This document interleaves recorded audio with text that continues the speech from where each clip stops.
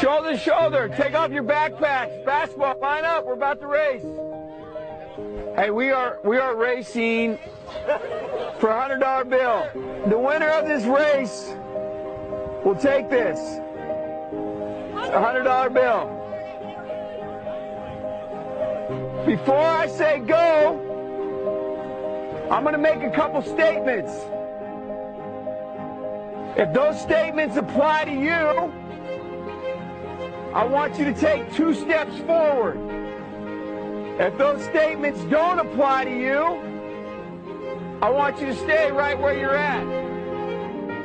Take 2 steps forward if both of your parents are still married.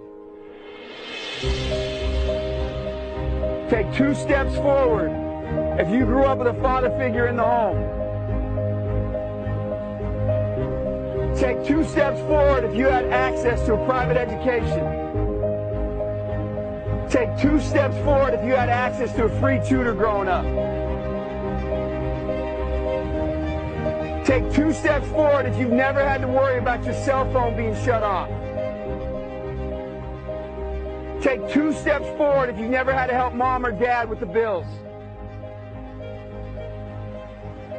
Take 2 steps forward if it wasn't because of your athletic ability, you don't have to pay for college.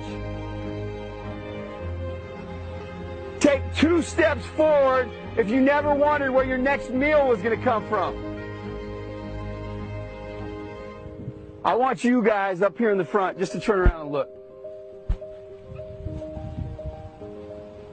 Every statement I've made has nothing to do with anything any of you have done. Has nothing to do with decisions you've made. Everything I have said has nothing to do with what you've done. We all know these people up here have a better opportunity to win this $100. Does that mean these people back here can't race? No. We would be foolish to not realize we've been given more opportunity. We don't want to recognize that we've been given a head start. But the reality is we have. Now, there's no excuse. They still got to run their race. You still got to run your race. But whoever wins this $100, I think it'd be extremely foolish of you not to utilize that and learn more about somebody else's story. Because the reality is, if this was a fair race and everybody was back on that line, I guarantee you some of these black dudes would smoke all of you. And it's only because you have this big of a head start that you're possibly going to win this race called life. That is a picture of life, ladies and gentlemen. Nothing you've done has put you in the lead that you're in right now. When I say go, on your mark, get set, go!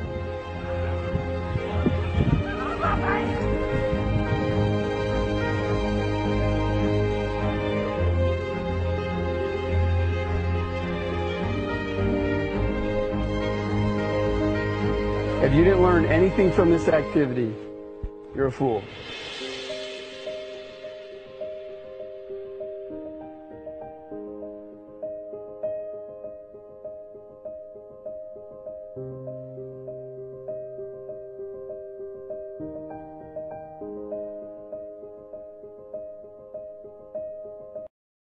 J'ai voulu partager cette vidéo avec vous car elle montre assez clairement que dans les sociétés sous domination blanche, les afrodescendants, à tous les stades de leur vie, scolaire, universitaire et ensuite professionnelle, s'élancent dans une course à handicap.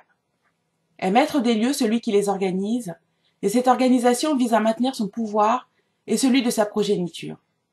Les handicaps que sont les difficultés économiques, chômage, discrimination à l'embauche, plafond de verre, les difficultés sociales, logement petit, indigne, insalubre, ghettoisation scolaire, et les difficultés familiales, monoparentalité, destruction des familles par l'emprisonnement des pères ou le placement des enfants, pèsent plus sur les afrodescendants que sur les eurodescendants, car génération après génération, ils se retrouvent souvent, pour les premiers, dans les mêmes difficultés et précarités que leurs parents avant eux. Dire le contraire serait mentir. Tous les jeunes de cette vidéo se sont prêtés au jeu sans savoir où leur prof de gymnastique voulait les mener. Quand les jeunes noirs ont vu qu'ils restaient sur place, très rapidement, ils ont commencé à comprendre que la récompense allait leur échapper. Les jeunes blancs, eux, ont avancé, sans se poser de questions, sans regarder en arrière. C'est bien la preuve que les bénéficiaires d'un système ne perçoivent pas les avantages qui leur sont accordés. Ils ne les questionnent même pas, car ils trouvent cela tout à fait normal. Cette vidéo est une réponse à tous ceux qui s'estiment victimes d'un racisme anti-blanc. S'ils se sentent, à tort ou à raison, victimes d'une forme de domination, elle ne provient de toute évidence pas de la communauté noire. Pour avoir déjà eu des conversations très franches avec certains indigènes, et je parle bien sûr des Français de souche ou des BBR, pour eux, il est normal qu'un blanc soit prioritaire pour les jobs, les stages, les emplois et les logements. Donc, dans leur esprit, l'égalité de la devise républicaine ne doit pas forcément trouver à s'appliquer dans le concret, et pas seulement en période de crise économique.